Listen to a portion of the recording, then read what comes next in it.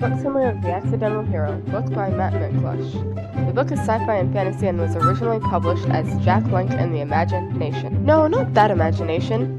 The book titles relate to the story because in Jack Blank and the Imagination, Jack finds the imagination, and that was his original home. But that was in the beginning of the book. In The Accidental Hero, Jack Blank lived a miserable life with no powers whatsoever. Maybe or not. Jack found out he had powers when he fought— What? Hey!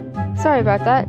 Jack found out that he had powers when he fought Rostov, a race of bad guys from his comic book. It was when he defeated it when some people from the Imagination came to bring him back.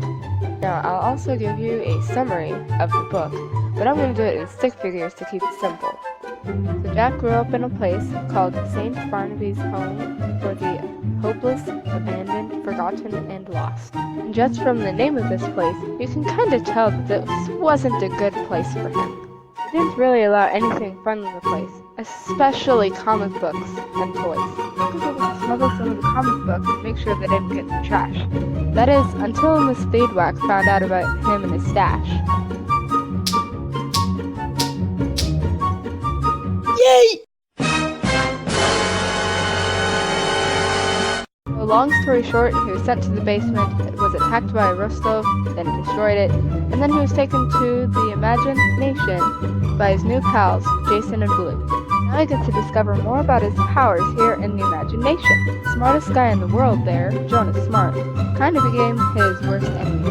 Well, the story element that I chose for this is the setting. The setting for this book that I choose to use and describe to you is St. Barnaby's Home for the Hopeless, Abandoned, Forgotten, and Lost.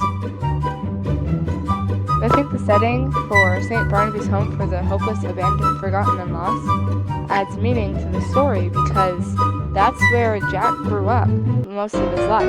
That he was able to live through what St. Barnaby's put him through because of the comic books that he read. That's what gave him hope and let him know that superheroes were real, even though he didn't exactly believe in them. Also what helped lead the Rostov to discover him, and what led Jason and Blue to finally find him. After this happened, it was Jack's mission to try to figure out who he was, but there were a lot of obstacles and things trying to keep him from figuring out who he really was. Right, any questions? No? Good, because I'm going to read you a descriptive part of the book. From the ground, Jack watched, trembling, as the rest of the thing emerged from the deep. It looked like a heap of scrap metal. It smelled of mildew and rust, a random collection of corroded metal plates. But it wasn't random, not really. Wires, nuts, and bolts were sticking out everywhere, and the rising pile of waste looked like garbage left over from the construction work that was always being done around St. Barnaby's. That garbage was routinely dumped into the swamp. This garbage was forming the shape of something. The shifting mass lurched forward out of the pool of water in the stairway. Jack got a good look, and what he saw was impossible. The mass was dark gray everywhere except for a shining red light in the center of it, apparently being his chest. On that head, an eye with a black mark running all the way around, a dark red inside him. The creature was exactly like the aliens Jack had just read about in his comic books. He was looking at a robot. This is the end of the book summary.